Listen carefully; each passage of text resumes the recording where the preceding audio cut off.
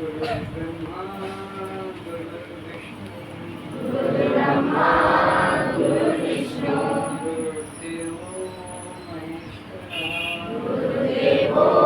महेश्वरः गुरु साक्षात् परं ब्रह्म तस्मै श्री गुरुवे नमः अज्ञानतिमिरान्धस्य ज्ञानाञ्जनशलाकया चक्षुरुन्मिलितं येन तस्मै श्री गुरुवे नमः मन्नाथ श्री जगन्नाथ मद्गुरुं श्री जगद्गुरुं मदात्मा सर्वभूतात्मा तस्मै श्री गुरुवे नमः अखण्डमण्डलाकारं व्याप्तं येन सचराचरं तत्पदं दर्शितं येन तस्मै श्री गुरुवे नमः असतो मा सत्त्वमय तमसो मा ज्योतिर्गमय मृत्योर्मामृतं गमय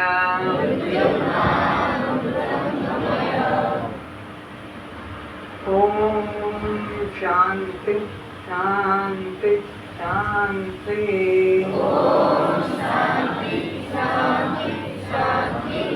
कस्त्वं क्या आप जड़ हैं? क्या आप दृश्य हैं? क्या आप अनात्मा हैं? क्या आप शव हैं? क्या आप पद प्रकाश हैं? तो क्या आप बद्ध हैं? तो जन्म मरण फिर किसको है? कि भूख प्यास किसको है? सुख दुख किसको है? बंध मोक्ष किसको है?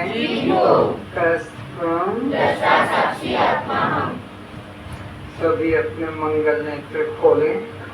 श्रोताओं के रूप में उपस्थित सभी आत्मनिष्ठों के चरणों में नमस्कार।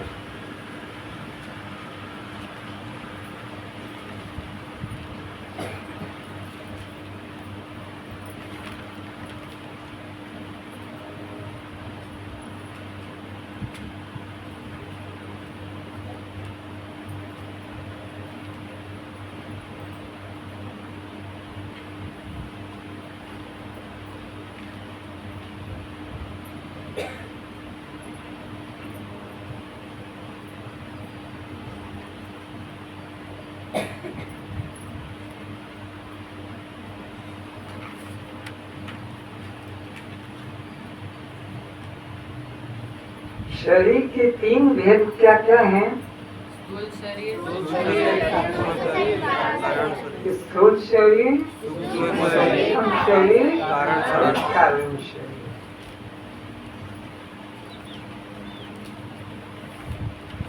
स्थूल शरीर किसे कहते हैं?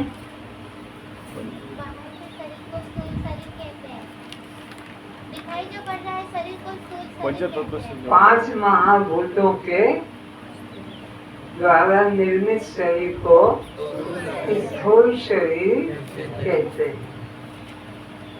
स्थूल शरीर के पांच महाभूतों के कुल कितने तत्व हैं? 25 तत्व है। ये 25 तत्व कैसे बन गए? एक एक भूत के 5 होने से।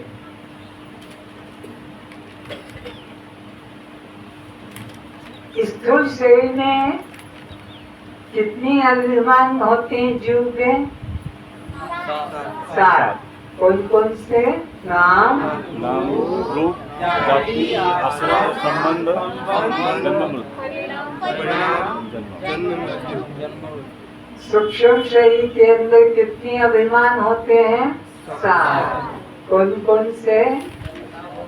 कर्ता भोक्ता, पुण्य पाप, स्वर्ग नरक, सुख दुख, अज्ञान ज्ञान, चंचल शांत और बंध।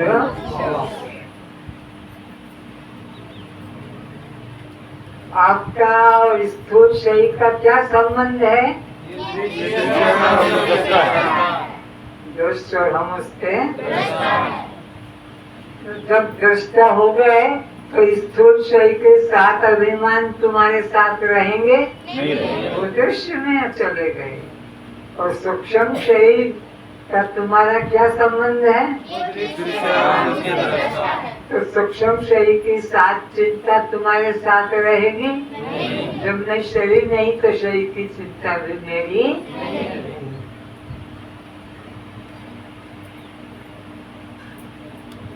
कारण शरीर किसको कहते हैं? अज्ञान को कारण शरीर कहते हैं। उसकी वजह से जीव 84 में भटकता है, अज्ञान के कारण। अज्ञान शरीरों का कारण है। अज्ञान कट जाएगा तो न स्थूल शरीर न सूक्ष्म शरीर। स्थूल शरीर सूक्ष्म शरीर का कारण क्या है? अज्ञान। अज्ञान की वजह से जीवात्मा 84 में भटकता है। अंतःकरण किसे कहते हैं? मन बुद्धि चित्त अहंकार। 4 वृत्ति के योग को अंतःकरण कहते हैं, जो अंदर रहकर जानता है। ज्ञानाग्नि बाहर रहकर जानती, ज्ञानेंद्रिय बाहर जानती है, कर्मेंद्रिय भी बाहर जानती, पर अंतःकरण अंदर रहकर जानता है। कारण कहते हैं इंद्रिय को, अंतः कहते हैं अंदर को। तो अंतःकरण की 4 वृत्ति क्या क्या है? मन बुद्धि चित्त अहंकार। मन बुद्धि चित्त अहंकार।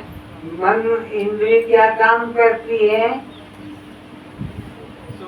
कर्तापन का अभिमान करती है। बुद्धि वृत्ति क्या करती है? निश्चय करती है। चित्त चिंतन करता है।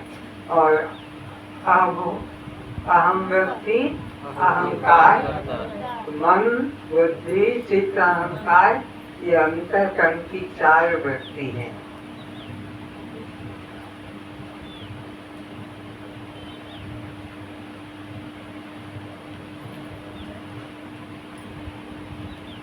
सूक्ष्म शरीर के अंदर कितने तत्व हैं? 5 ज्ञानेंद्रिय, 5 कर्मेंद्रिय, 5 प्राण और 4 अंतःकरण मिलकर कितने हो गए? 19। सूक्ष्म शरीर कितने तत्व वाला है? 19 तत्व वाला। और स्थूल शरीर 25 तत्व वाला है। स्थूल शरीर में 25 तत्व है और सूक्ष्म शरीर में 19 तत्व है।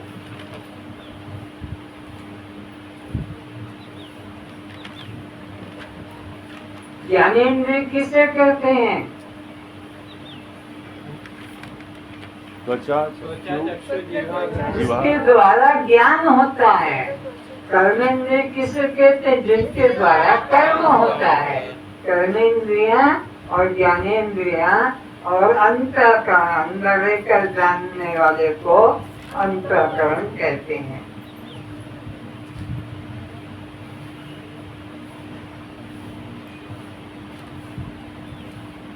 पांच ज्ञानेंद्रियों के नाम बताओ। श्रोत्र, त्वचा, चक्षु, जिह्वा, ये 5 ज्ञानेंद्रियां हैं। 5 कर्मेंद्रियों के नाम बताओ। वाक, पानी, पाद, जीभ, गुदा। 5 प्राणों के नाम बताओ। नहीं लिखे तो लिख लो। प्राण अपान, प्राण अपान उदान व्यान समान। प्राण अपान उदान व्यान समान। प्राण अपान उदान व्यान समान।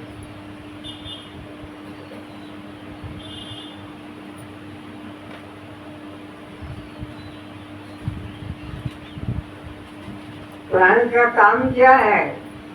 भूख प्यास किसको? प्राण को।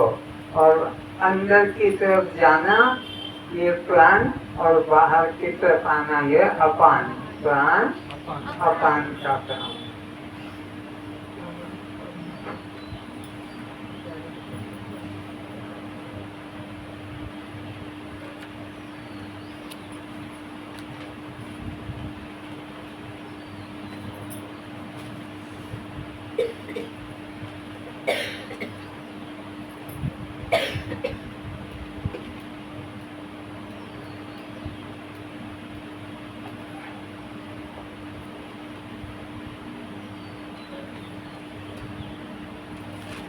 बच्चे, ज्ञानेंद्रिय का तुम्हारा क्या संबंध है?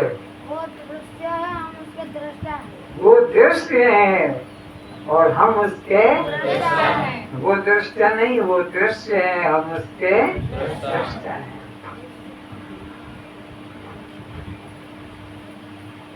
तो 5 ज्ञानेंद्रियों के नाम बताओ बच्चे, बोलो। ज्ञानेंद्रियों के नाम बताओ। क्या करते हो यहाँ बैठ के तुम? 5 कर्मेंद्रिय के नाम बताओ। के सुधे रहो। पंचभूतों के नाम बताओ।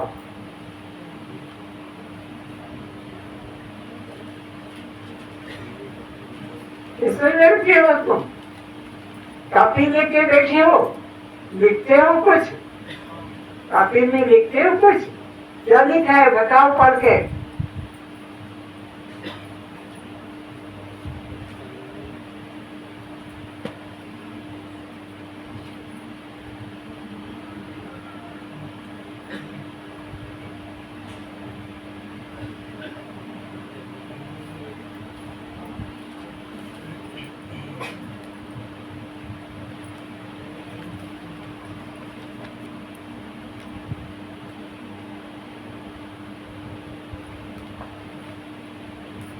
कितने बजे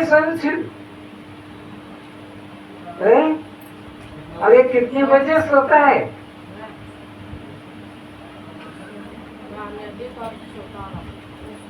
बोलो तुम।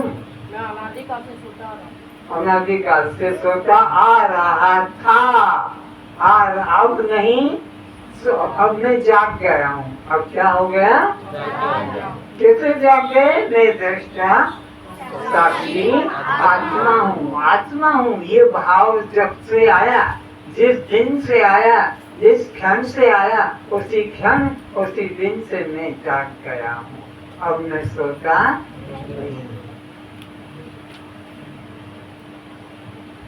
तुम आत्महत्या कब से थे?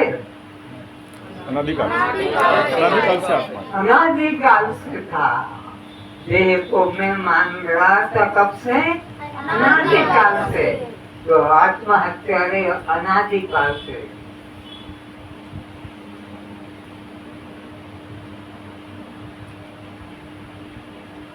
तुम ब्रह्म हत्यारे कब से थे? अनादिकाल से ब्रह्म को अपने से अलग मानते चल रहे थे। तुम्हारा आत्महत्यारे का पाप कब कट गया? जब अपने को देह से अलग, अपने को देह नहीं मानते तो आत्महत्यारे का पाप कट गया। तुम्हारा ब्रह्म हत्यारे का पाप कब छूट गया?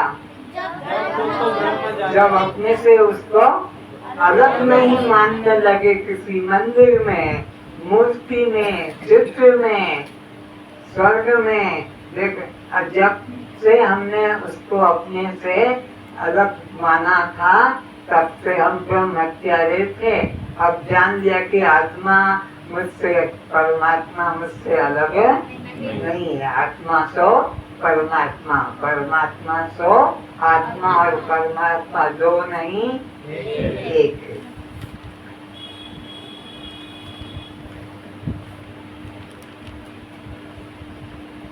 तो आप कब सोते हैं? अनादिकाल से सोते हैं। सोते हैं, मुख्य दृष्टि हुए और वो बात खत्म हो गई। अब तो मैं जाग गया, अब तो मैं जाग गया।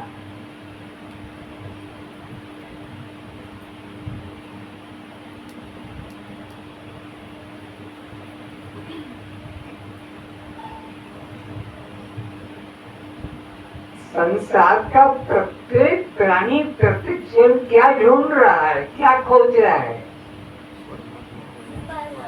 परमात्मा नहीं मालूम है। आनंद, संसार का प्रत्येक प्राणी प्रत्येक क्षण आनंद के अलावा कुछ नहीं चाहता। सब बहाने हैं, गाड़ी चाहिए, घोड़ा चाहिए, पत्नी चाहिए, सब झूठे बहाने। इन सबसे सुख चाहता कि दुख चाहता? सुख चाहता, सुख के अलावा कुछ नहीं चाहता।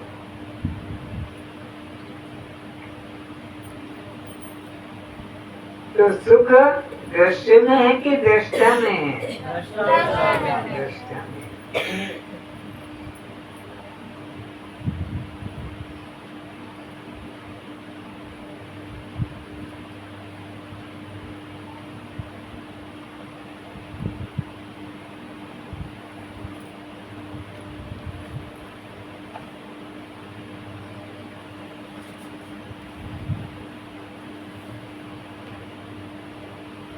जगत सब सपना, जगत सब क्या है? सपना है। सपना मतलब झूठा, क्योंकि सपने में जो भी हम देखते हैं, नींद टूट जाने पर उसका हमारे के मन में कुछ लाभ हानि नहीं रहता है।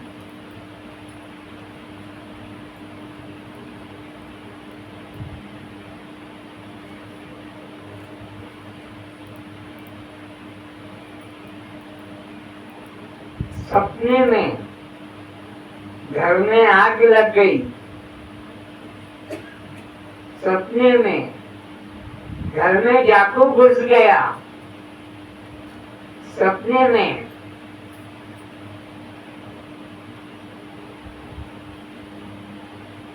तिजोरी को तोड़ के और हीरे जवाहरात रुपए निकाल लिए।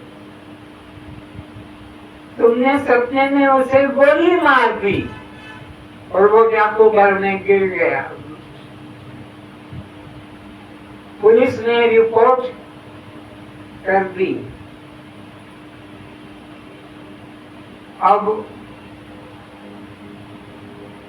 हॉस्पिटल से एम्बुलेंस गाड़ी को बुलाया। एम्बुलेंस गाड़ी आकर उस मुर्दे को ले जा रही है।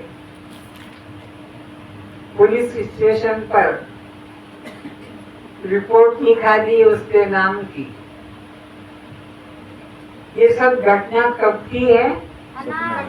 सपने की। कब? सपने में सब ये हुआ। नींद टूट गई तो फिर वो जो है डाकू को हमने गोली से मारा, उसको हॉस्पिटल में ले जाओगे? पुलिस में रिपोर्ट करोगे?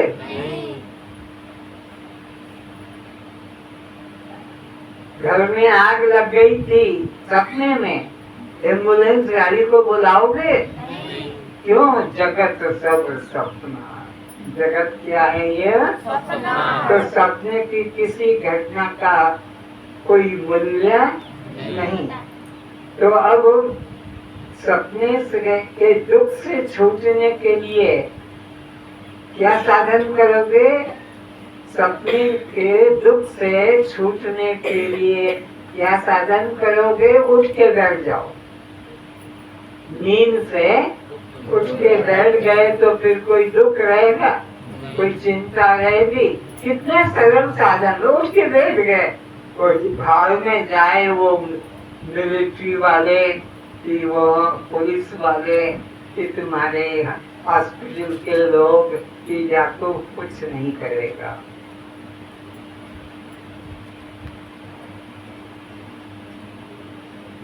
तो अज्ञान निद्रा, इधर अज्ञान निद्रा में हम सोए थे देह भाव में, और कितने कितने योग यज्ञ जप तप पूजा पाठ कितने कितने कर रहे थे इस देह के दुख से छूटने को, लेकिन दुख से छूटा नहीं।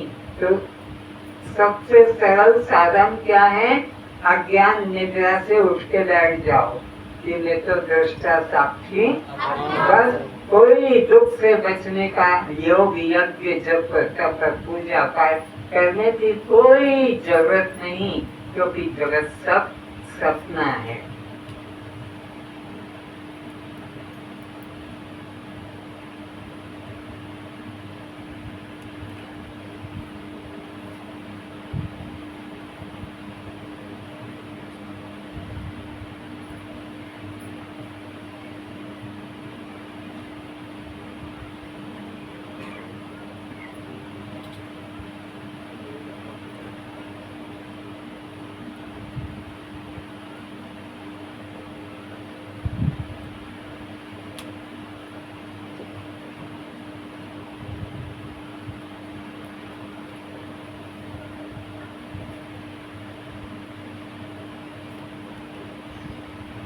राजा जनक अपनी पत्नी के साथ सो रहे थे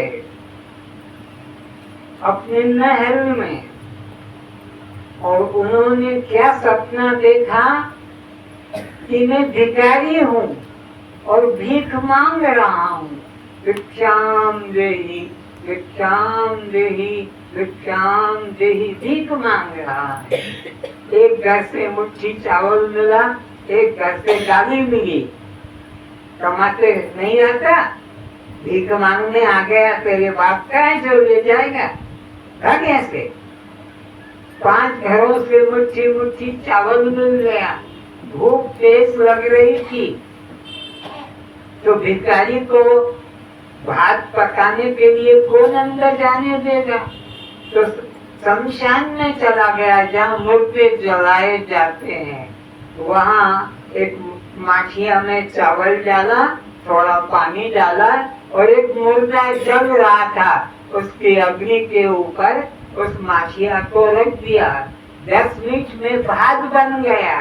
अग्नि तो तेज थी, और खाने के लिए हांडी को मुर्दे से हटा लिया, उठा लिया, और एक कदली पत्थर को काटा और कदली पत्थर से भात रख दिया, और भात को खाने के लिए हाथ बढ़ाया तो 2 संग लड़ते लड़ते लड़ते आए, और वो भात का थाल और उसे कुचलते हुए चले गए। वो चिल्लाया, मर गया मर गया, बचाओ बचाओ। भीड़ इकट्ठी हो गई। पास में दवा की दुकान थी, वहां जाकर उससे पट्टी बनवाने के लिए कहा कि वहाँ चला जा, पट्टी बन जाएगी। घायल हो गया था घुटने। दुकान वाला कहता मैं पैसा नहीं लेता हूँ, मुफ्त में करता हूँ। सामने दवा की दुकान है, 3 पैसे में वो दवा देगा, मेरे को देना, मैं 30 के पट्टी बांध दूंगा। अब ये रात का भिखारी रो रहा है, हाय गरीबी। था कौन? राजा जनक। और हाय गरीबी, अगर मेरे पास 3 पैसा होता तो ये दवा वाला भी दवा लाकर बांधते, पर हाय रे गरीबी। इस तरह से दुखी होके चिल्ला रहा था। तो पत्नी पास में जग गई, क्या हुआ क्या हुआ? अब वो न तो भीड़ है, न संग है, न भात का थाल है, न कुछ है। अब वो सब कहाँ चला गया? नींद में था, अभी नींद टूट गई। तो पत्नी से कहा सो जा सो जा। ठीक है, पत्नी तो सो गई। राजा को नींद नहीं आई कि अभी मैं अपनी रानी देख रहा था, पेट भरा हुआ था, शरीर भी स्वस्थ है, और इसके पहले तो मेरी टांग टूट गई थी, भीड़ खड़ी थी और मैं चिल्ला रहा था। ये क्या सच है? अभी अभी मैं अपने को राजा देख रहा हूँ, ये सच है कि अभी अभी भिखारी देखा? दोनों में कौन सी घटना को मैं सच मानूं? ऐसे नींद तो टूट गई और उसने अनाउंसमेंट कर दिया कि जनक के मन में कोई प्रश्न है, उसका उत्तर दे देगा, मैं उसे राज्य दे दूंगा। बड़े बड़े पंडित आए, बड़े बड़े विद्वान वैज्ञानिक आए। प्रश्न ये कि ये सत्य कि वो सत्य। जब जनक सामने आने वाले उत्तर देने के लिए जो आते थे, क्योंकि राज का प्रलोभन कि जो राजा जनक के प्रश्न का उत्तर दे देगा उसको राजा जनक राज्य दे देगा, तो उत्तर देने आते थे। बोलो तुम्हारा प्रश्न, तो न तो गर्दन हिलाता न हाथ हिलाता, यह सत्य है कि वो सत्य, बस। और वो उत्तर देने वाले क्या बुद्धि लगाएं कि ये सत्य, कोई कहता वो सत्य, कोई कहता है दोनों सत्य, समझ में नहीं आया।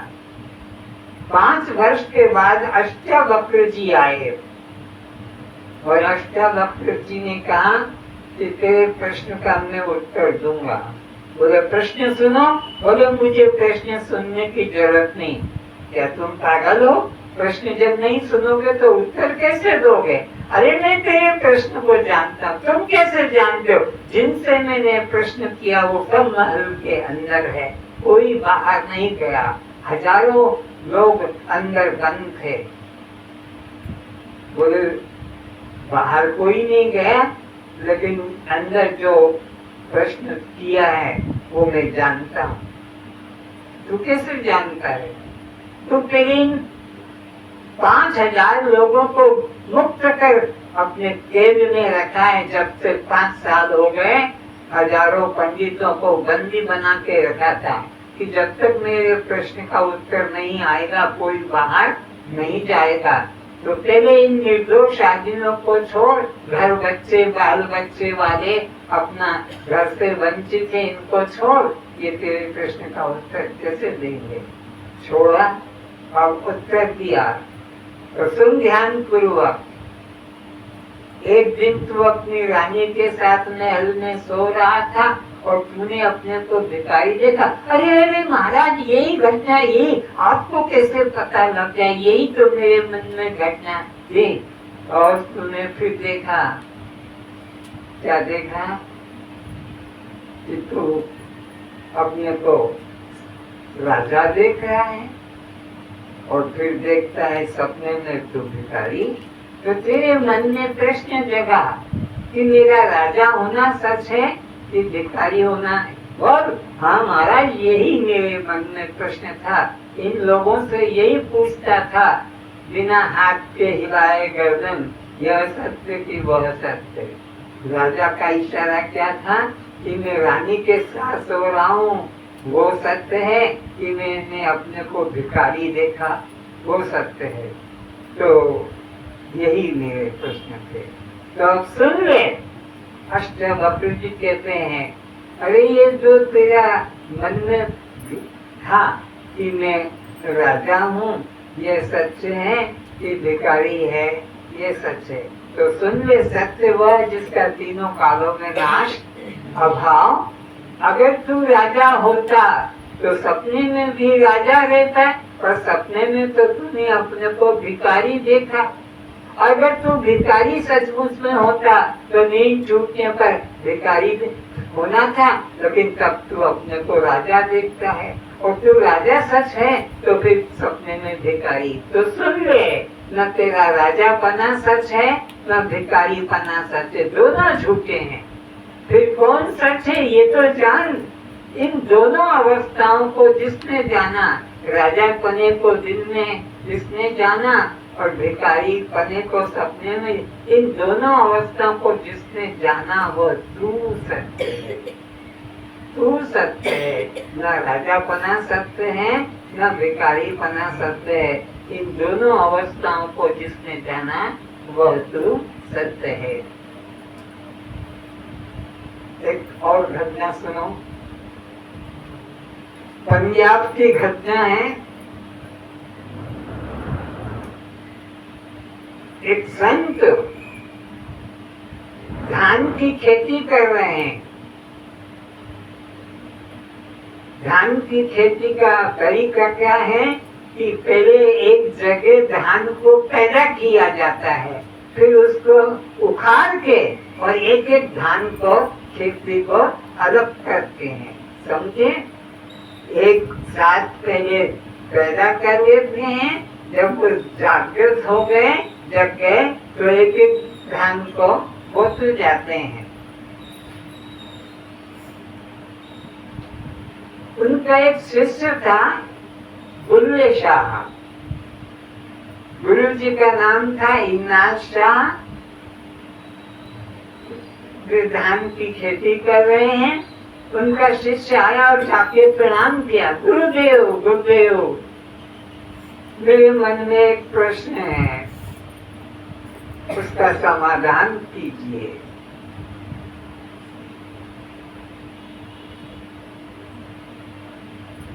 तो क्या तेरे मन में प्रश्न है?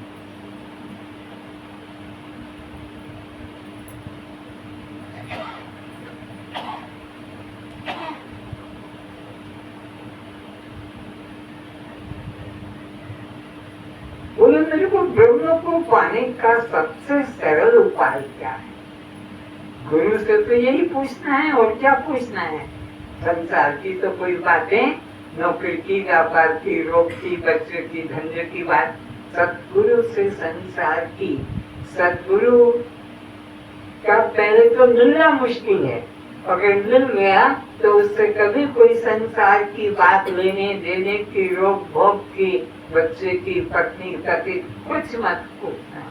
उससे तो ब्रह्म के संबंध में पूछना। तो क्या मुझे ब्रह्म को पाने की इच्छा है, तो ब्रह्म को पाने का सबसे सरल उपाय क्या है? मैं पंडित नहीं, मैं संस्कृत जानता नहीं, तो कौन सा सरल तरीका है मुझे बता दो। तो कहा, ओ बुल्ले रथ का की पाऊंगा। गुरु जी अपने चेले को कहते हैं, ओ बुल्ले रथ का की पाऊंगा। रथ कहते हैं ब्रह्म को, परमात्मा को। पाऊंगा में पाना, ब्रह्म को पाने में क्या मुश्किल है? ओ बुल्ले रथ का की पाऊंगा। एद्रो का चुपके एद्रो लावना। एद्रो के चुपका एद्रो लावना का मतलब है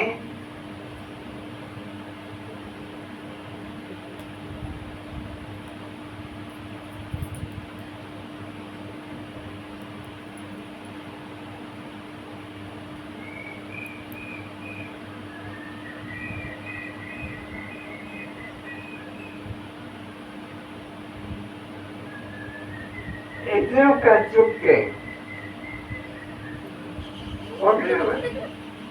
ब्रह्म को पाने के लिए क्या करना है?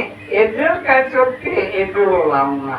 देह अध्यास छोड़कर मैं दृष्टा साक्षी, बस इतना तो करना है, और कुछ साधन बस इतना। यहाँ से अहंकार, देह में जो अहंकार जोड़ रखा था, देह में जो मेपना था, उसको यहाँ से हटाया और इसको यहाँ पर जोड़ दिया। ये ब्रह्म को सबसे सरल पाने का तरीका है। तो ब्रह्म को पाने के लिए क्या करना है? देह के अहंकार को तोड़ना है और ब्रह्म में अहंकार को जोड़ना है। इधरों का चुप के इधरों लाना। देह का अहंकार छोड़कर आत्मा का अहंकार, आत्मा का भाव मन में लाना है।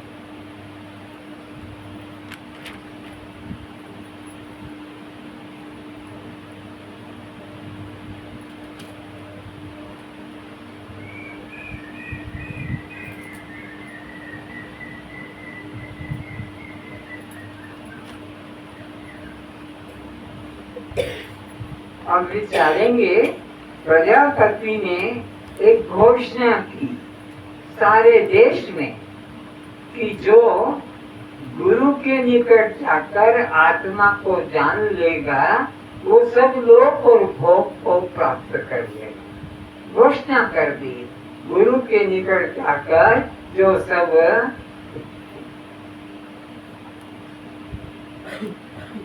आत्म ज्ञान पालेगा, गुरु के निकट जाकर जो आत्म ज्ञान को प्राप्त कर लेगा, वो सब लोक और भोग को प्राप्त कर लेगा।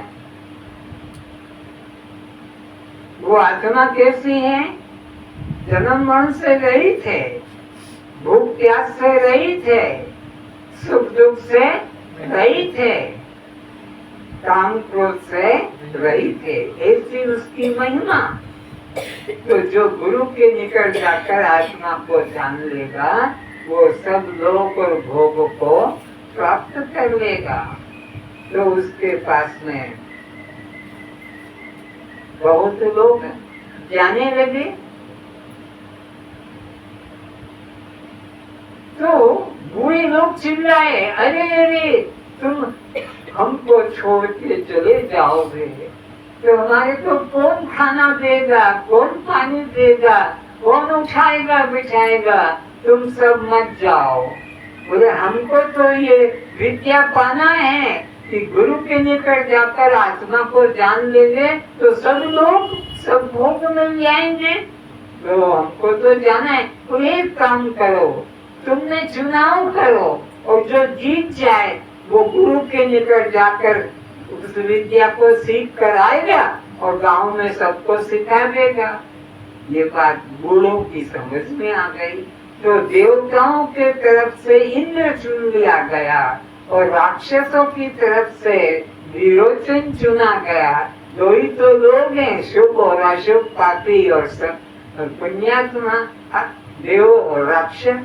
तो देवताओं की तरफ से इंद्र चुना गया प्रजापति के पास जाकर ब्रह्म विद्या सीखने को, और राक्षसों की तरफ से विरोचन चुना गया प्रजापति के पास जाकर ब्रह्म विद्या सीखने को।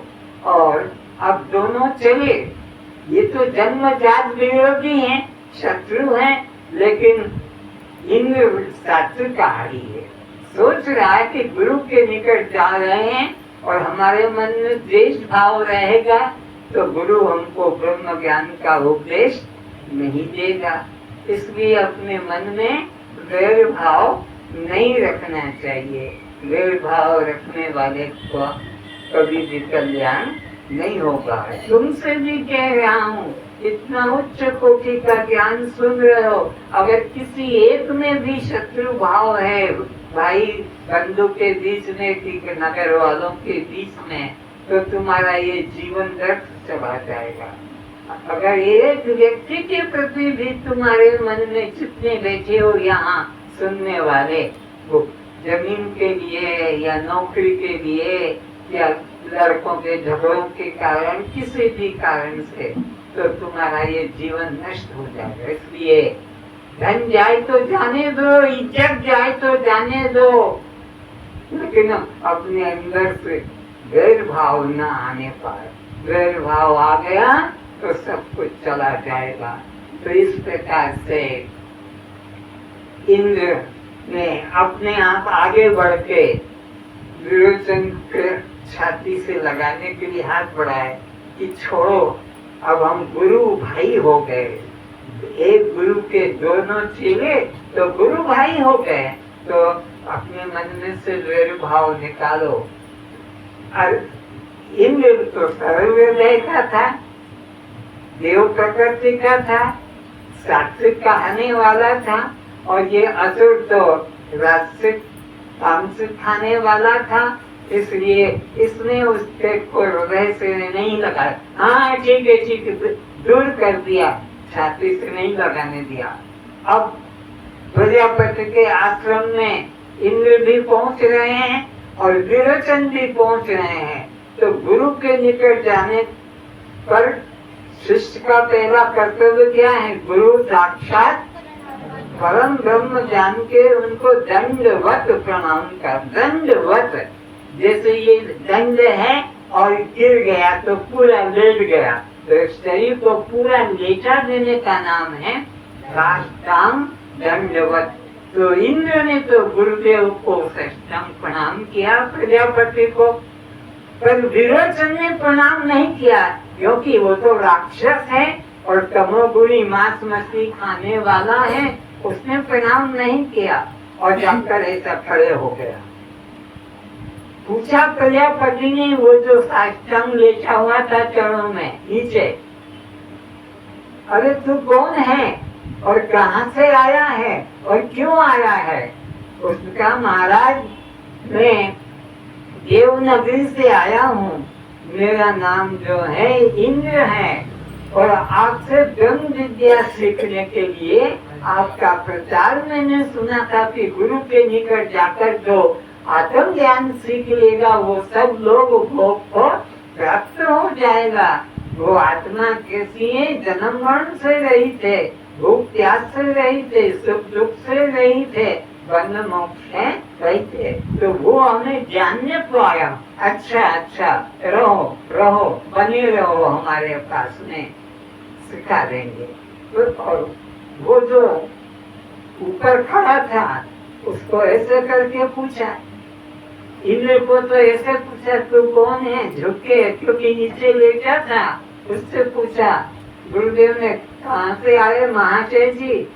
बोलो ने, असुर नगरी से आया हूँ। बोलो तो देखते ही पता लग गया, क्योंकि श्रद्धा नहीं की, प्रणाम नहीं किया।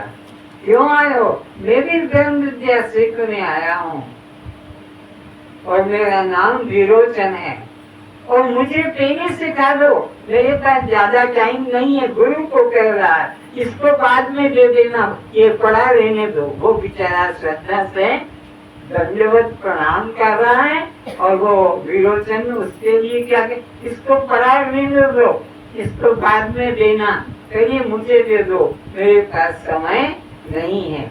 लड़की बार बार क्यों देखती है? दृष्टि इस पे रखो। तो इस तरह से प्रजापति के पास में दोनों के दोनों रहे। तो गुरु जी ने कहा, उससे जो कहता, मेरे को पहले दे दो, मेरे पास टाइम नहीं है, मेरे को जाना है। तो गुरु जी ने कहा, कोई लड्डू है जो दे दूं तो लेके चला जाए? ये ब्रह्म विद्या है, 32 वर्ष तक तपस्या करना पड़ेगा, 32 वर्ष, तब जाकर पात्र समझ कर दिया जाएगा। इंद्र और विरोचन गुरुदेव के आश्रम में रहे।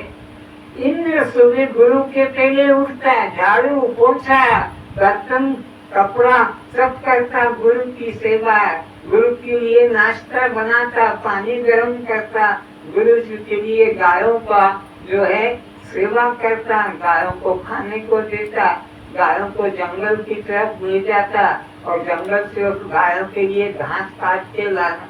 ये कौन करता है? इंद्र कर रहा है। विरोचन किचन में घुस के खा लेता, सब बना बनाया और आके अपने कमरे में सो जाता।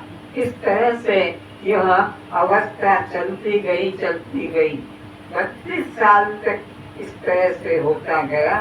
तब प्रजापति ने दोनों को सावधान करके कहा कि सुनो, उस ब्रह्म विद्या को, बोले वो जो नेत्र अंतर्गत दृष्टा पुरुष है वो ब्रह्म है। नेत्र अंतर्गत जो दृष्टा पुरुष है, नोट करो, नेत्र अंतर्गत जो दृष्टा, 32 वर्ष के बाद क्या ज्ञान दिया आत्मा का? नेत्र अंतर्गत जो दृष्टा पुरुष है वह ब्रह्म है, वह आत्मा है और वह तू है, वह तू है।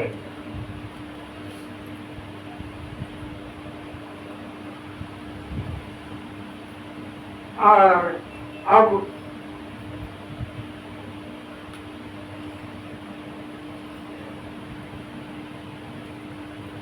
गुरु जी ने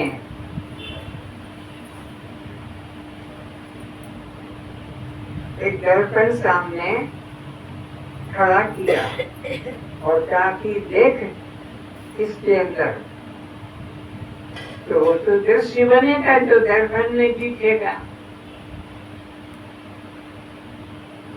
बोले महाराज ये मुझे देख रहा है और मैं इसे देख रहा हूँ।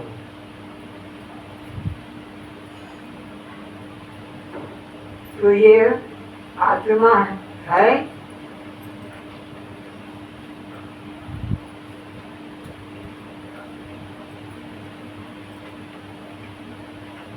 आत्मा तो दृष्टा है, आत्मा कभी दृश्य नहीं होता है। तो कहा तिल की कड़ा में देख। बोले महाराज तो इसमें तो आत्मा और बड़ा दिखता है। गुरु जी ने कलम से हाथ मारा कि इसको अभी भी दृश्य से श्रद्धा नहीं हटी है। फिर एक दर्पण के सामने खड़ा किया। बोले महाराज जैसा मैं हूँ ऐसा का ऐसा ही मेरा आत्मा है। क्यों महाराज यही आत्मा है? गुरु जी ने कहा अरे मैंने तेरे को कहा नेत्र अंतर्गत जो आंख के अंदर बैठ के सबको देख रहा है वो आत्मा है। नेत्र अंतर्गत जो दृष्टा पुरुष है वो आत्मा है और वह तू है। और तू तो अपने को दृश्य मान के देख गया। और चल देख दर्पण के अंदर ये तेरा जो जाड़ी और ये मूछें और ये त्वचा, ये नाखून जो बढ़ गए हैं 32 साल रहकर गुरु आश्रम में, काट इन नाखूनों को, काट इन जाड़ी को, मूछों को, जटाओं को, बालों को संभाल के रखा है। बड़ा बाबा बना है। फेंक इनको काट के और फिर अनुभव कर आत्मा का। गुरु की आज्ञा से बाल साफ किए, गाड़ी साफ की, जटाएं मूछ साफ की, नाखून साफ किए। अब कहते हैं दर्पण में देख के अनुभव करो। बोले महाराज अब हमारा सर से पैर तक सदा चिकना चकलू मालूम पड़ रहा है आत्मा। फिर बोलती हुई आ गई सदा चकलू आत्मा दिख रहा है क्योंकि बाल कट गए, नाखून कट गए, दाढ़ी मूछ कट गए। गुरु जी यही आत्मा है। अरे मैंने तो कहा नेत्र अंतर्गत जो दृष्टा पुरुष है वो आत्मा है। तो दृष्टा पुरुष आत्मा देखने वाला। अच्छा तुम जो कपड़े पहन के आए थे अपने अपने लोक से, देवलोक से, असुर लोक से, आओ उनको कपड़ों को फिर पहन कर। जो मुकुट पहन के आए थे, जो को तुम अपने गले में माला हार जो डाल के आए थे सब, और दर्पण के सामने फिर देखो। और देखो महाराज जैसे सजे सजाए हम हैं, ऐसे हमारा आत्मा भी इसी प्रकार मुकुट पहना हुआ है, माला पहना हुआ है। गुरु जी ने सोचा इनको ब्रह्म ज्ञान, इनकी दृष्टि से दृष्टि हट ही नहीं रही है। इतनी तरह से इनको समझाया जा रहा पर ये दृष्टि नहीं। बोले जाओ भागो यहाँ से, तुम ब्रह्म ज्ञान के अधिकारी नहीं हो।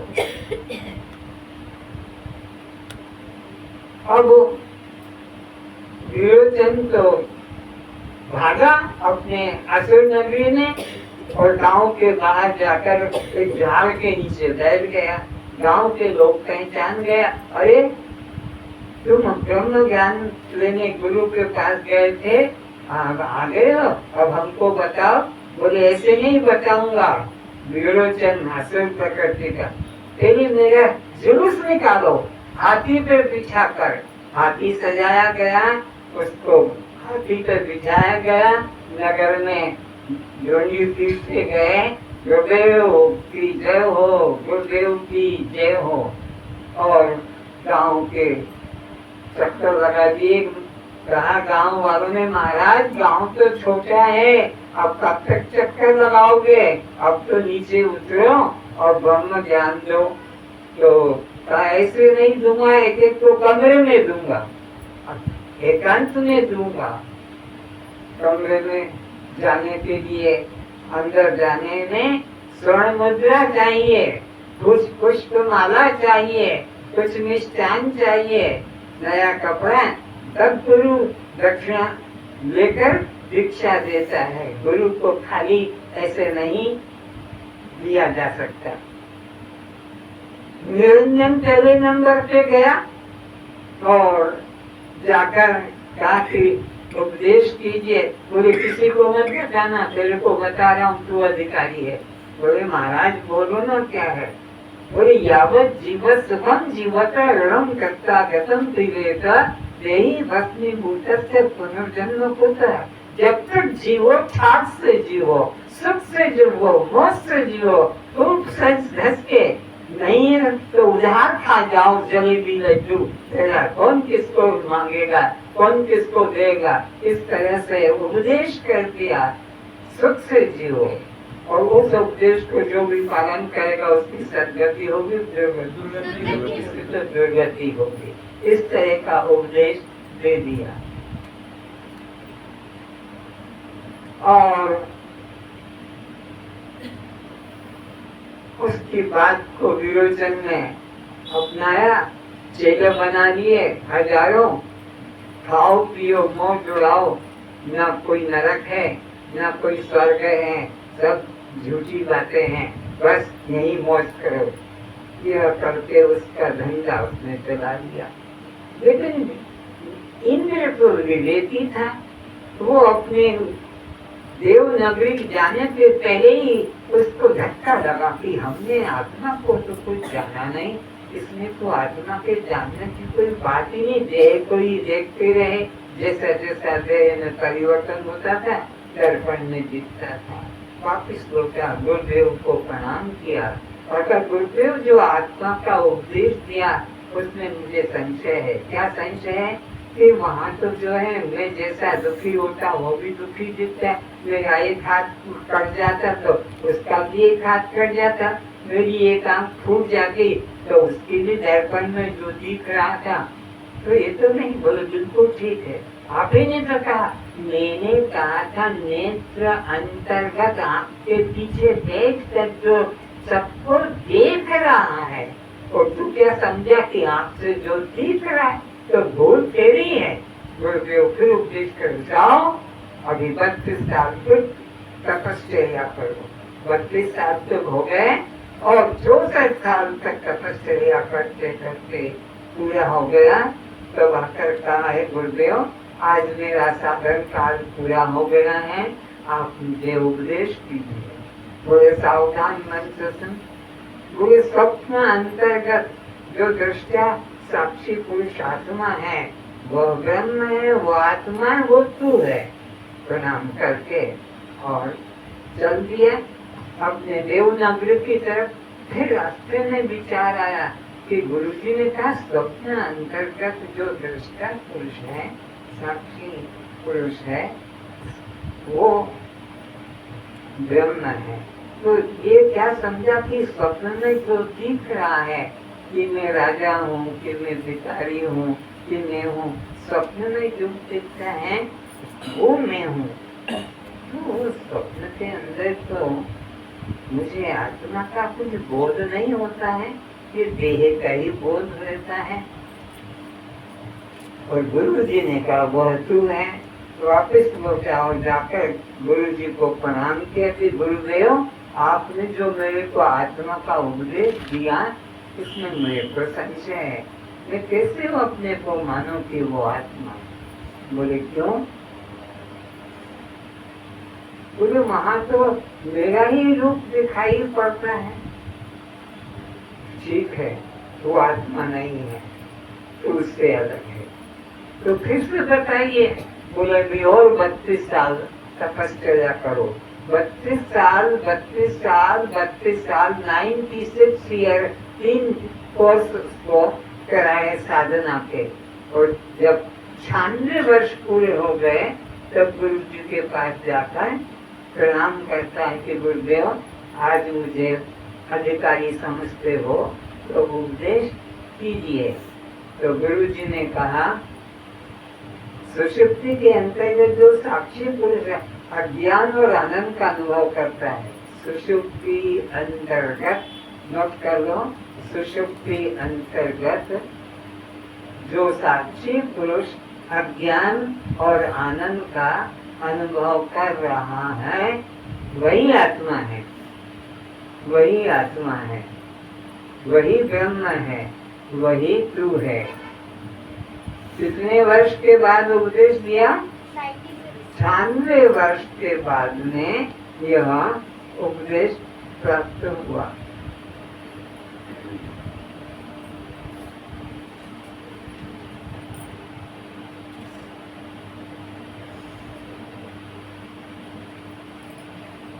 सपने का 64 साल के बाद सपने का क्या लिखा है? मिला लो। स्वप्न अंतर्गत जो साक्षी पुरुष, स्वप्न अंतर्गत जो साक्षी पुरुष नाना जीवों को भोगते भागते करते करते जलते मरते खाते पीते देख रहा है। अंडरलाइन करना, देख रहा है।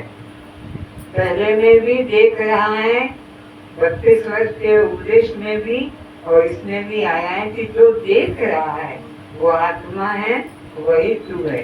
ये 64 वर्ष का उपदेश, अभी ये 96 वर्ष का उपदेश हो गया। प्रणाम किया गुरु को और निकला। फिर विचार आया रास्ते में कि गुरु ने कहा सुषुप्ति अंतर्गत जो साक्षी पुरुष आनंद और अज्ञान का अनुभव कर रहा है, आनंद और अज्ञान का, तो वहाँ पर भी तो अज्ञान बना है, आनंद थोड़ा आता है और चला जाता है। आनंद तो अखंड है, सब देश में, सब काल में, सब रूप में। ये तो आत्मा ज्ञान नहीं हुआ। फिर लोग क्या, और गुरु को प्रणाम किया कि महाराज आपने जो उपदेश दिया मुझे संशय है। क्या संशय? सुषुप्ति में थोड़ी से आनंद आता है गहरी नींद में, और फिर वह का वही दुख संसार सामने खड़ा हो जाता है।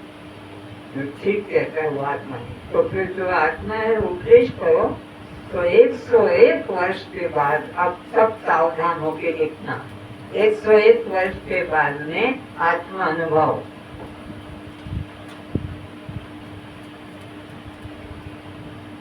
नंबर 1, अनुभव करता मैं स्वयं आत्मा हूँ। अनुभव करता मैं स्वयं आत्मा हूँ। ये 101 वर्ष के बाद में अंतिम उपदेश दे रहे हैं। नंबर 2, मन में इच्छा करने की होती है, काम करने की इच्छा मन में होती है।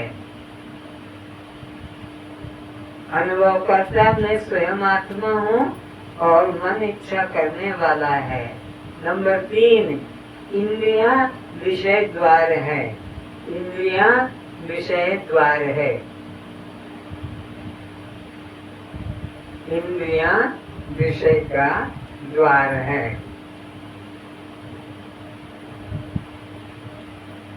ये फार्मूला बता दिया। अब एक एक इंद्रिय का अलग से अनुभव लिखो। मैं शब्द सुनकर देखूं, मैं शब्द सुनकर देखूं, यह इच्छा किसको होगी? मन को होगी। लिख लो, यह इच्छा मन को होगी।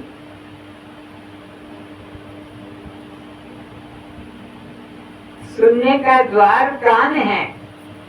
सुनने का द्वार कान है।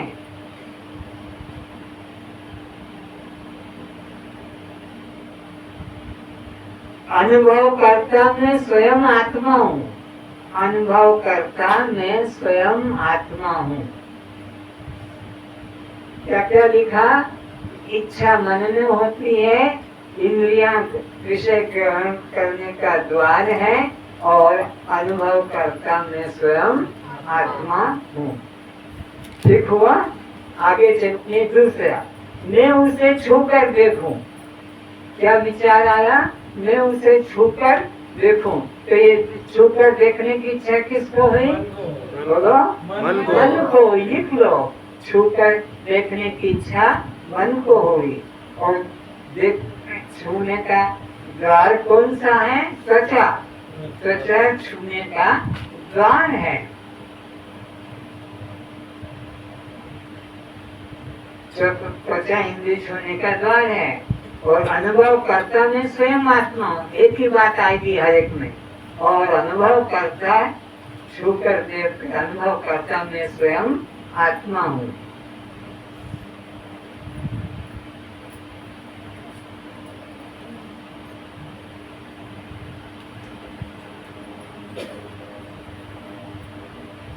अब मैं उसे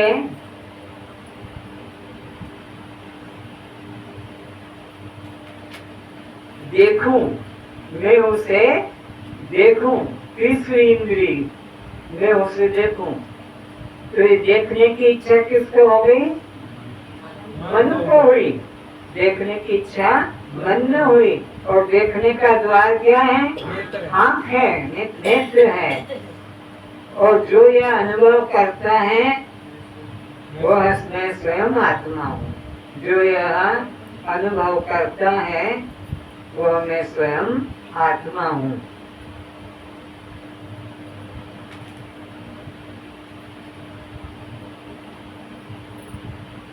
अब लिखो आगे, मैं उसे चख कर देखूं। मैं उसे चख कर देखूं। तो चख कर देखने की इच्छा किसमें हुई? बोलो, मन में हुई है। और चख कर देखने का द्वार ये लिखो, चख कर देखने का द्वार जीवा है, इंद्रिय है। और यह अनुभव करता मैं स्वयं आत्मा हूँ। और अनुभव करता मैं स्वयं आत्मा हूँ।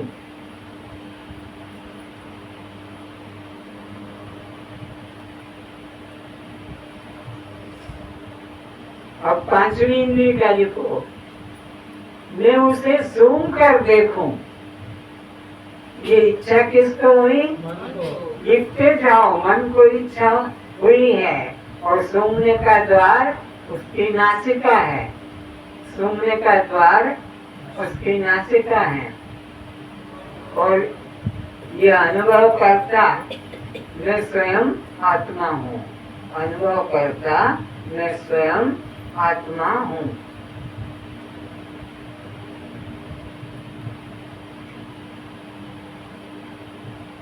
आगे लिखें, मैं परमात्मा को जानूं। मैं परमात्मा को जानूं। ये इच्छा जानने की किसको हुई? बोलो, मन को हुई। देखो, जानने की, परमात्मा को जानने की इच्छा मन में हुई है। और उसका जानने का द्वार ज्ञान है, क्योंकि परमात्मा किसी इंद्रिय से जाना नहीं जाता है। ज्ञान से जाना जा सकता है। और आत्मा जानने की इच्छा जो ये मन में हुई हो गया। आत्मा को जानने का द्वार क्या है? ज्ञान है। अब देखो, केन उपनिषद के द्वारा इसी बात को सरल ढंग से समझाया है। केन उपनिषद में लिखना, कान ब्रह्म नहीं, शब्द ब्रह्म नहीं, कान ब्रह्म नहीं, शब्द ब्रह्म नहीं, जिसकी शक्ति के अंश मात्र से, जिसकी शक्ति के अंश मात्र से कान शब्द सुनने में समर्थ होता है, जिसकी शक्ति के अंश पाकर के कान शब्द सुनने में समर्थ होता है, वह ब्रह्म है, वह आत्मा है और वह ही तू है।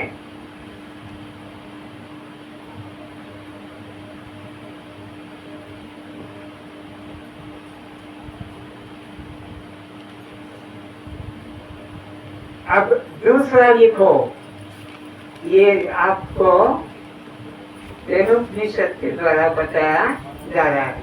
आंख ब्रह्म नहीं,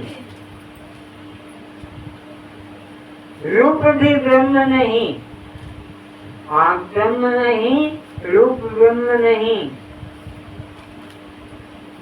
जिसकी शक्ति के अंश पाकर, जिसकी शक्ति के अंश पाकर यह आँख रूप देखने में, यह आँख रूप देखने में समर्थ हो रही है, वो ब्रह्म है, वो आत्मा है, और वह तू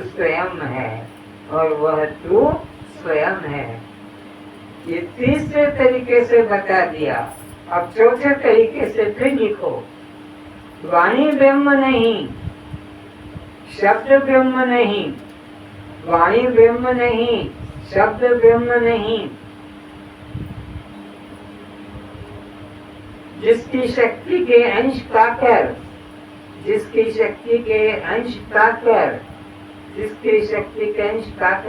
यह वाणी शब्द उच्चारण करने में, यह वाणी शब्द उच्चारण करने में समर्थ होती है। वह आत्मा है, वह ब्रह्म है, वह तू है।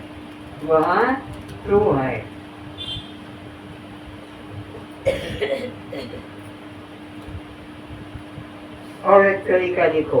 प्राण ब्रह्म नहीं, अपान ब्रह्म नहीं, प्राण ब्रह्म नहीं, अपान ब्रह्म नहीं। जिसकी शक्ति का अंश पाकर यह प्राण भीतर बाहर होता है,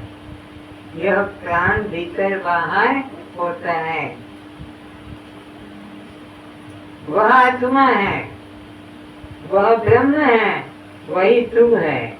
वह आत्मा है, वह ब्रह्म है, वही तू है। और लिखे। मन ब्रह्म नहीं, मन के द्वारा मनन किया गया विषय ब्रह्म नहीं, मन ब्रह्म नहीं, मन के द्वारा मनन किया गया विषय ब्रह्म नहीं। जिसकी शक्ति के अंश पाकर यह मन संकल्प विकल्प करने में समर्थ हो रहा है, वह ब्रह्म है, वह आत्मा है, वह तू है। अब तू इस ब्रह्म को यह रूप में, भिन्न रूप में कभी मत देखना। अब तू इस ब्रह्म को यह रूप में, भिन्न रूप में कभी मत देखना। वो ब्रह्म का रूप नहीं है।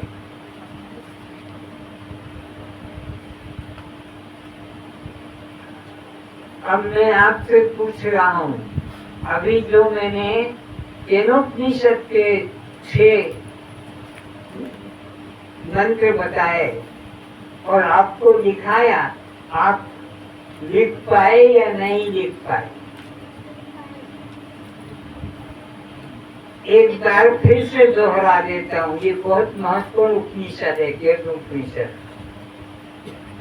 केनोपनिषद के अंदर सबसे पहले किसका बताया? इसको सुन लो और अपने को देखते जाओ। कान ब्रह्म नहीं, शब्द ब्रह्म नहीं। जिसकी शक्ति के अंश पाकर यह कान शब्द सुनने में समर्थ हो रहा है, वह आत्मा है, वह ब्रह्म है और वह तू है। ठीक हुआ? मिल गया? अब दूसरा है आँख का। फिर अब आँख का भी मिलान करो। आँख ब्रह्म नहीं, रूप ब्रह्म नहीं। आँख का काम है रूप देखना, तो आँख भी ब्रह्म नहीं और जो आँख से दिखा हो रूप भी ब्रह्म नहीं। तो फिर कौन ब्रह्म है? जिसकी शक्ति के अंश पाकर जिसकी शक्ति का अंश पाकर ये आंख रूप देखने में समर्थ हो रही है, वो ब्रह्म है, वो आत्मा है और वह तू है। ठीक मिल रहा है? किसी का असुविधा हो रहा है? ठीक लिखा, अब तीसरा लिखो, वाणी ब्रह्म नहीं,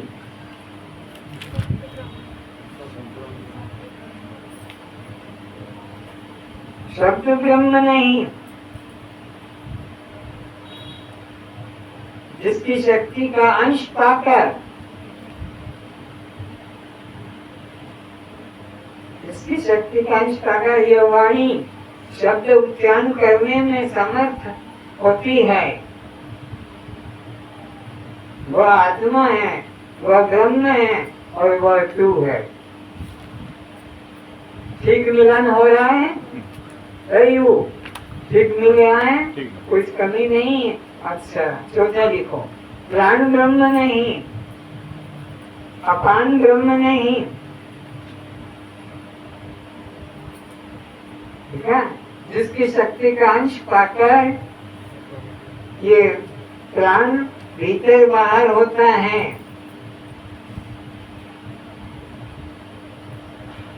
वह आत्मा है, जिसकी शक्ति का अंश पाकर ये प्राण भीतर बाहर होता है, वह आत्मा है, वह ब्रह्म है और वह तू है। उसके आगे लिखे फिर मन ब्रह्म नहीं, ठीक लिख रहे हैं?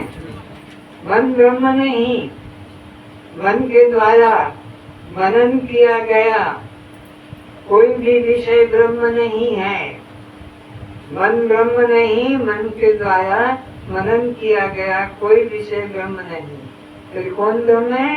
जिसकी शक्ति के अंश पाकर, जिसकी शक्ति का अंश पाकर यह मन संकल्प विकल्प करने में समर्थ हो रहा है, जिसकी शक्ति का अंश पाकर ये मन संकल्प विकल्प करने में समर्थ हो रहा है, वह आत्मा है, वह ब्रह्म है, वह तू है, वह आत्मा है, वह ब्रह्म है, वह तू है। ठीक हो रहा है? कोई का कमी तो नहीं, अधूरा तो नहीं रहा किसी का कि भाई मेरा तो छूट गया। अब इस ब्रह्म को हमें यह रूप में कभी उपासना, क्योंकि यह रूप में नहीं है, परमात्मा नए रूप में है, यह तो अनात्मा हो जाएगा, दृश्य हो जाएगा, जड़ हो जाएगा। तो परमात्मा की किस रूप से उपासना करना? सो अहम ब्रह्मास्मि, अयम आत्मा ब्रह्म। अब आपको एक भजन का कार्ड दिया जाएगा सभी को, दो भागों में बांट लो।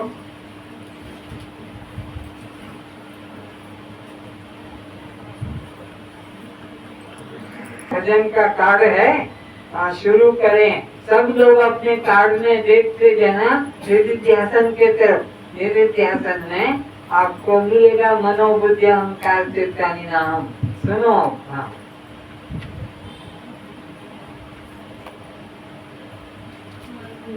मनोबुद्धि अहंकार चित्तानि नाहम्। बोलो।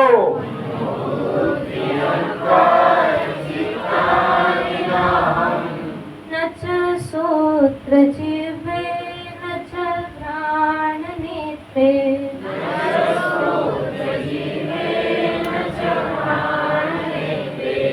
न चो व्योम भूमि न तेजो न वायो,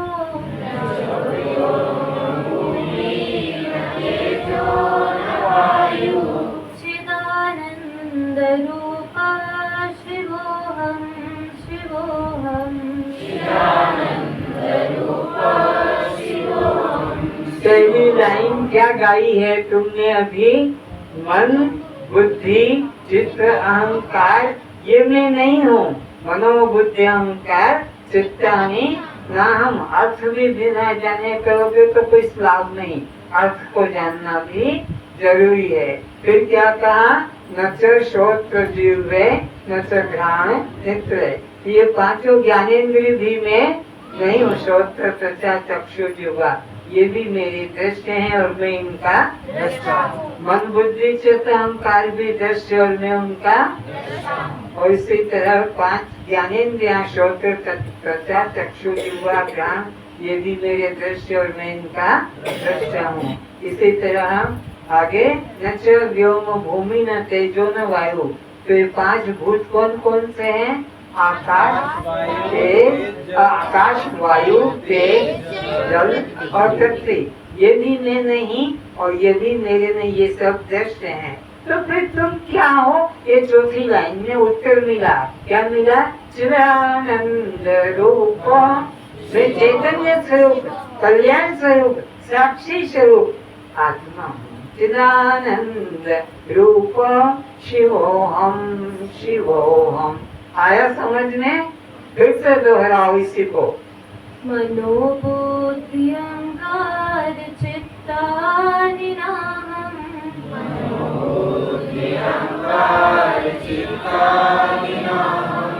न च श्रोत्र जिह्वे न च घ्राण नेत्रे।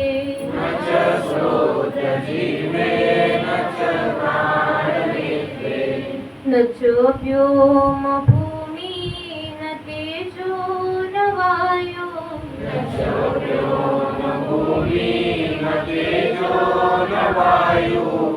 चिदानंद रूप शिवोहम शिवोहम।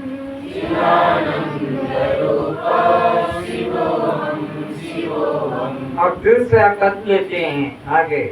न च प्राण संज्ञो न मे पंचवायो।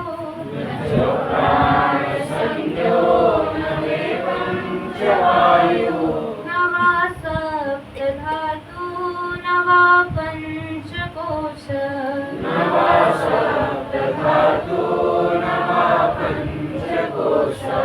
न वा पाणिपादं न चोपस्थपायो।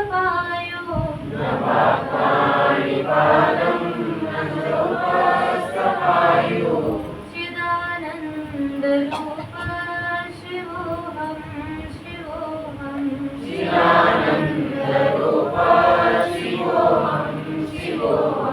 तो इसका अर्थ भी हमको मालूम होना चाहिए।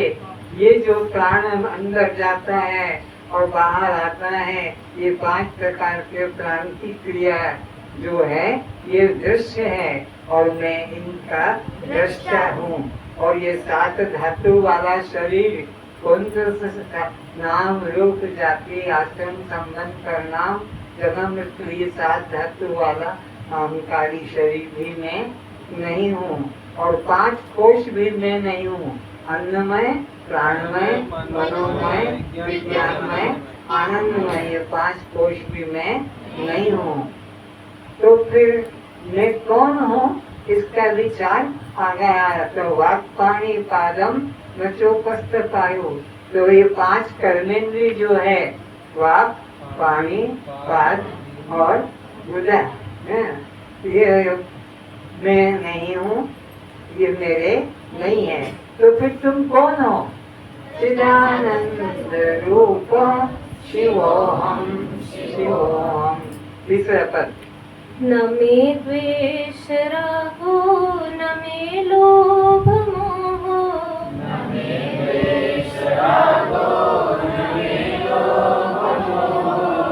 मदोनेव मैनेव मास्तर्य भाव।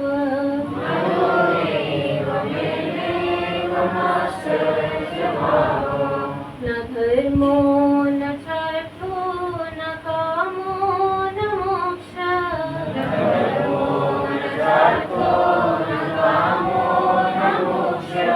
चिदानंद रूप शिवोहम शिवोहम।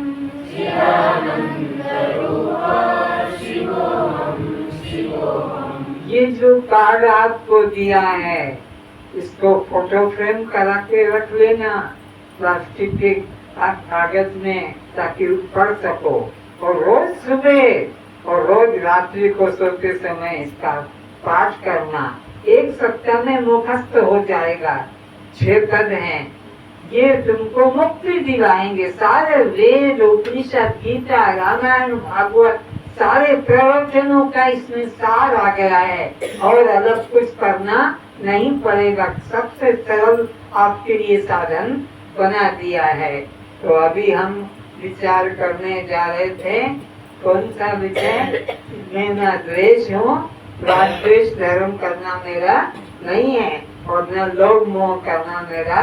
मन में ही राग द्वेष होता है, मन में ही लोभ मोह होता है और मन में ही अहंकार भाव आता है। और न धर्म मेरा है, न अर्थ, न काम, न मोक्ष। ये चारों पुरुषार्थ भी जीव के हैं, धर्म, अर्थ, काम, मोक्ष। मैं तो जीव से भी न्यारा कौन हूँ? चिदानंद रूप शिवोहम शिवोहम। आया ना समझ में?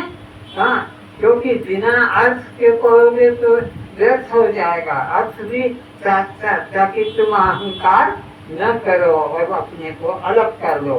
आगे करेंगे। न पुण्यम न पापम न सौख्यम न दुःखम न पापम न सौख्यम न दुःखम न मंत्रो न तीर्था न वेदा न यज्ञा न मंत्रो न तीर्था न वेदा न यज्ञा अहं भोजनं नैव भोजन न भोक्ता अहं भोजनं नैव भोजन न भोक्ता चिदानंद रूपा शिवोहम शिवोहम चिदानंद रूपा शिवोहम शिवोहम। तो फिर अर्थ पे विचार करें। न पुण्य और न पाप, न सुख न दुख। ये पुण्य पाप भी मन का धर्म है, सुख दुख भी मन के धर्म है। और ये मन का और तीर्थ कौन कहेगा? ये भी मन का धर्म है। शरीर कभी नहीं कहेगा तीर्थ चलो, ये मन ही कहता है कि तीर्थ चलो। और वेद और यज्ञ ये भी मन का ही धर्म है। देह कभी नहीं कहेगा, आत्मा भी कभी नहीं कहा, मन ही जीव ही कहेगा। और यह भोजन करना, भोग की क्रिया और भोक्ता, ये त्रिपुटी 14 त्रिपुटियों से मैं न्यारा हूँ। तो ये आहार की त्रिपुटी है। अहम भोजनम न भोजन न भोक्ता। तो फिर तुम कौन हो? उत्तर क्या निकलेगा? आगे चलो।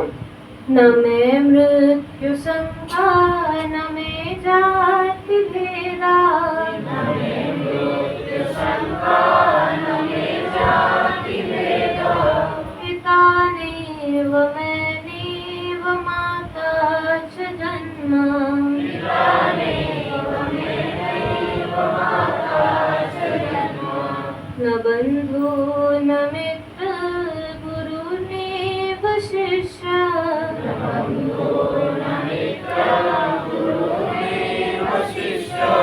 चिदानंद रूपा शिवोहम शिवोहम चिदानंद रूपा शिवोहम शिवोहम। अर्थ पे विचारेंगे। मेरे जन्म नहीं तो मेरी मृत्यु भी नहीं, तो मेरी मृत्यु नहीं, मेरा जन्म भी नहीं। और मेरे में कोई जाति भेद भी, ब्राह्मण क्षत्रिय शूद्र ये भी मेरे अंदर नहीं है।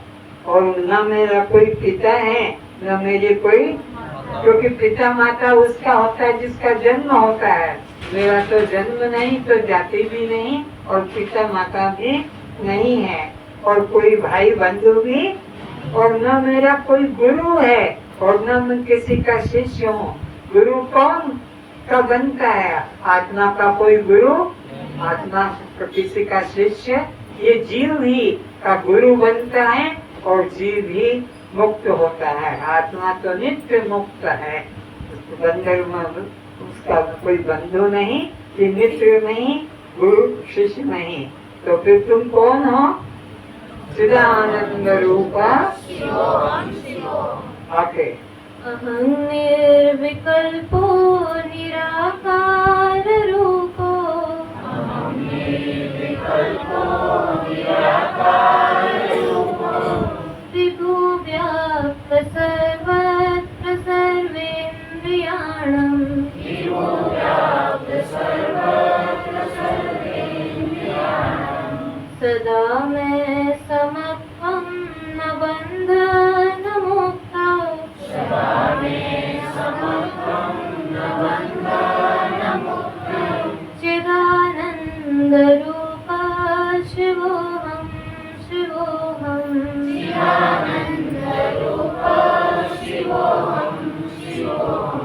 मैं कैसा हूँ? मैं निराकार हूँ, निर्विकल्प हूँ, मेरी कोई कल्पना नहीं है। और मैं व्यापक हूँ, मैं एक शरीर में बंधा हुआ नहीं हूँ, सब इंद्रियों का जानने वाला हूँ, सर्वेंद्रियाणाम, और सदा में समर्थम, कभी छोटा बड़ा नहीं होता हूँ, नीच नहीं होता हूँ, मैं तो निराकार हूँ, सदा मैं संभाव में रहता हूँ।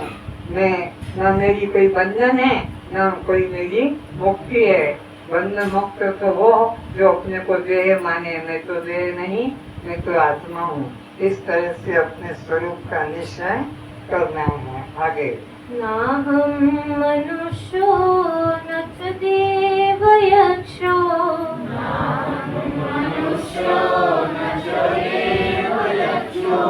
न ब्राह्मण न क्षत्रिय न वैश्य न शूद्र,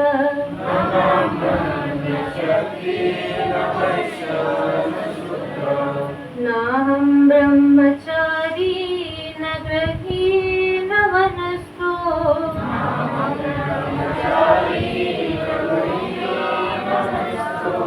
भिक्षु न चाहं शिवोऽहं शिवोऽहम्।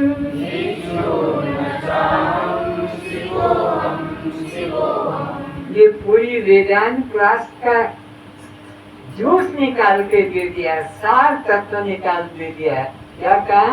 मैं मनुष्य नहीं, 84 लाख योनियां है ना, 9 लाख तो जल में रहने वाली, 10 लाख आकाश में उड़ने वाली, 11 लाख जमीन में रहने वाली, और 20 लाख जमीन से पैदा होने वाली, 30 लाख 4 टांग वाली, और 4 लाख 2 टांग वाली। इस तरह से 84 लाख योनियों का जो है धन, ये मेरे में मैं इनसे नहीं अलग हूँ, न मैं कोई जाति वाला हूँ, न आश्रम वाला हूँ। ये जाति आश्रम भी मेरे में नहीं है। देह अभिमानी को ही नाम जाति आश्रम लगते हैं, यही ब्रह्मचारी गृहस्थी बनते हैं। मैं तो शरीर नहीं, कोई आश्रम मेरा नहीं, कल्याण स्वरूप आत्मा हूँ। ऐसा आप लोगों को रोज विचार करना है।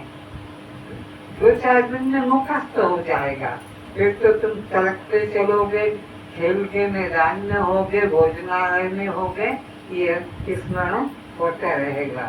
तो आज का विषय ये बहुत महत्वपूर्ण है। सारे वेदांत का सार तुमको बता दिया गया है और इसका चिंतन करते रहेंगे।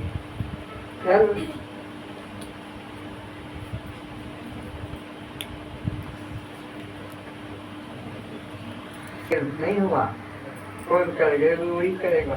उसमें दोनों हैं जो दिया। बहुत अच्छा है। आज का विषय जो चला है इसी पे चला है, नित्य चिंतनीय।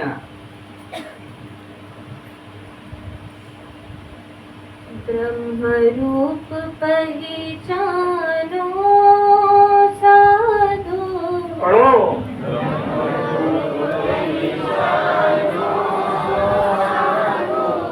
ब्रह्म रूप पहचानो रे,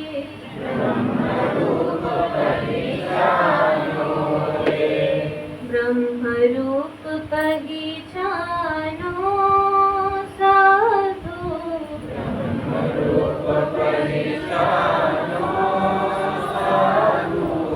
ब्रह्म रूप पहचानो रे,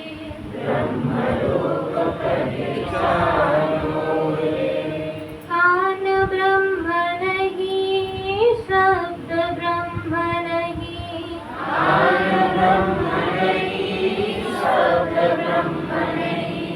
कान उसे नहीं सुनता रे,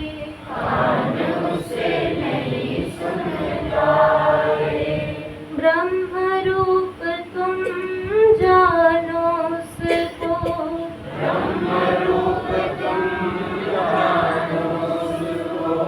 जो कानों में सुनता रे,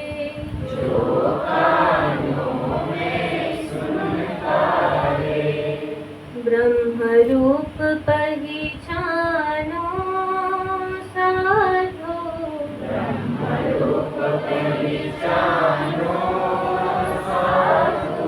ब्रह्म रूप पहचानो रे,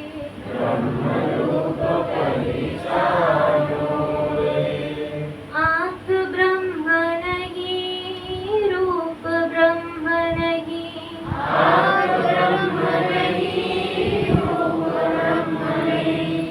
आँखों से नहीं दिखता रे,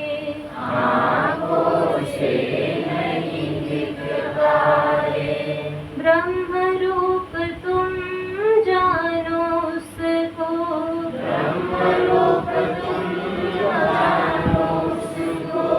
जो आँखों में देखत रे,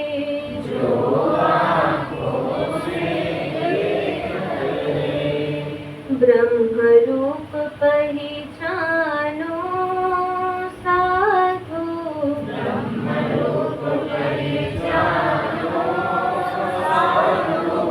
ब्रह्म रूप पहचानो रे,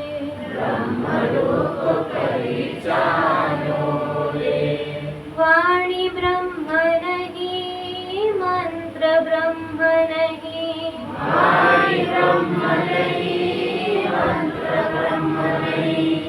जप करी करी हारे रे,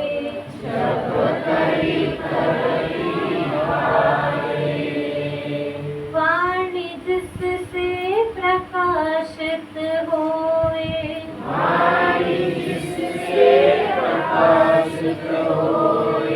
ब्रह्म कहावत सोए रे,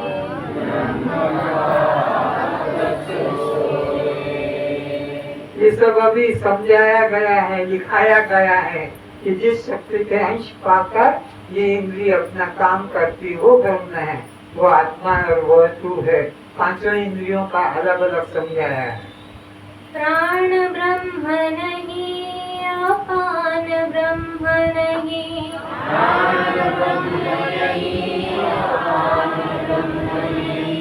ध्यान समाधि में नहीं आए,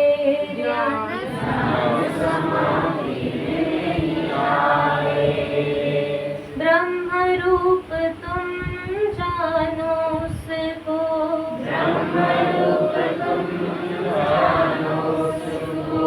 जो प्राणों को चलाता रे,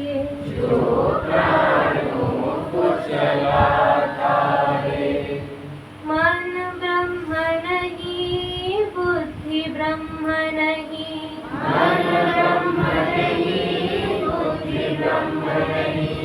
करत कल्पना हारे रे,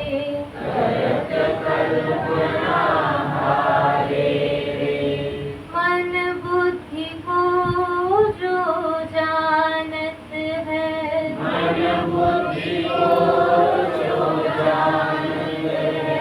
ब्रह्म कहावत सोए रे,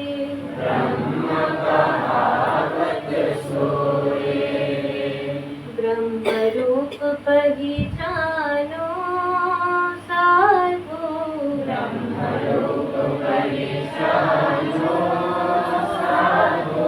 ब्रह्म रूप पहचानो रे,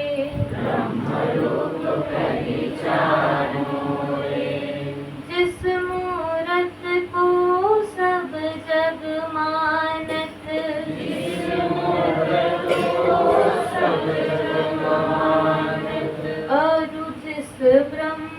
और जिसे ब्रह्म बतावत रे,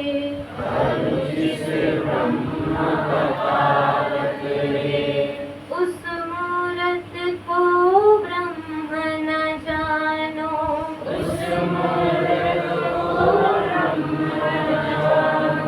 पर ये बात गुप्त है, ये बात परम गुप्त है, ये बात किसी को मत बताना। ये तुमको ही सद्गुरु पात्र बनाकर अधिकारी बनाकर बताता है कि जिस मूर्ख को दुनिया मानती है उनको मानने देना, उनमें संशय मत करना, और तुम उसको कभी ब्रह्म मत जानना, वो ब्रह्म का रूप नहीं है। केन उपनिष जनावत रे,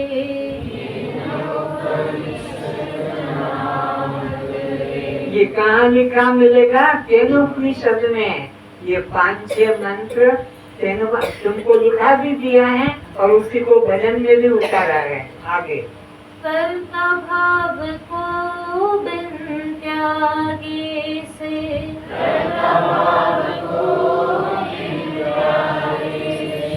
ये तुम्हारे कल्याण की गुप्त बातें हैं। अब 3 बातें तुम्हारे कल्याण की जो तुम्हें करना है। फिर से कर्ता भाव को बिन त्यागे से, जीव भाव को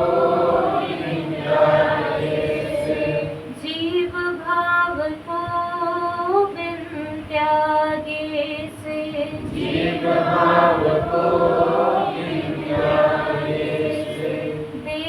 भाव को बिन त्यागे से,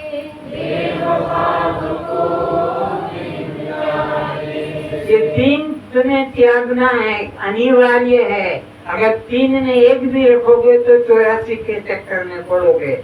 न तो देह भाव रखना है, न जीव भाव रखना है, न कर्ता भाव रखना है। मैं कर्ता भाव से भी नहीं आ रहा हूँ दृष्टा, मैं जीव भाव से भी नहीं आ रहा हूँ दृष्टा, मैं देह भाव से भी नहीं आ रहा हूँ केवल दृष्टा। ब्रह्मनिष्ठा नहीं होए रे,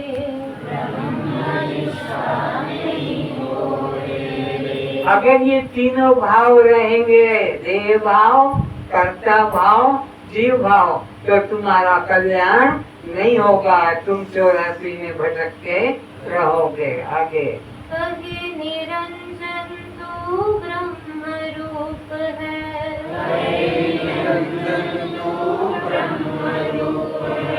तो वेद उपनिषद गुरु क्या समझाते हैं कि तू देह नहीं है।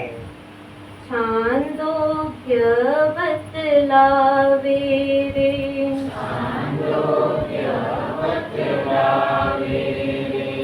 ब्रह्म रूप पहचानो साधो,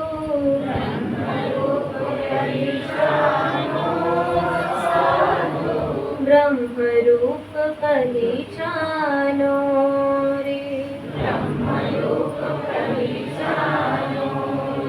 इस बच्चे को कार्ड किसने दे दिया खेलने के लिए? ये घुमा रहा है उस बच्चे को हाथ में रख के। कार्ड ले लो बच्चे से,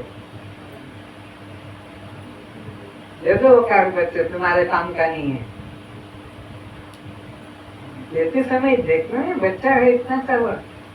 अच्छा, स्वयं साक्षी आत्मा आप जड़ हैं, चेतन है, दृश्य हैं, दृष्टा है, अनात्मा है, आत्मा है, शव है, शिव है, पर प्रकाश है, स्वयं प्रकाश है, तो बद्ध है, मुक्त है, तो जन्म मरण किसको? शरीर को, भूख प्यास किसको? प्राण को, सुख दुख किसको? मन को, बंध मोक्ष किसको? जीव को, स्वयं साक्षी आत्मा।